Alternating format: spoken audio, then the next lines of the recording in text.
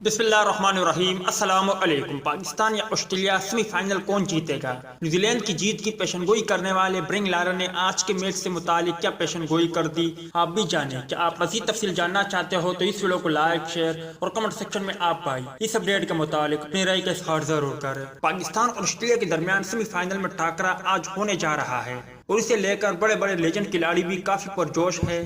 ان میں سے ایک ویسٹ انڈیز کے سابق کپتان لارا نے آج کے میچ کا فیصلہ پاکستان کے حق میں ہونے کی پیشنگوئی کر دی ہے۔ ٹویٹر پر جاری بیان میں ویسٹ انڈیز ٹیم کے سابق کپتان لارا نے کہا کہ میری پیشنگوئی ہے کہ پاکستان آسٹریلیا کے خلاف سیمی فائنل جیت جائے گا۔ انہوں نے کہا کہ آسٹریلیا ایک خطرناک ٹیم ہے اور ان کی مضبوط لائن اپ ہے، وہ کسی بھی ٹیم کو ہرا سکتے ہیں۔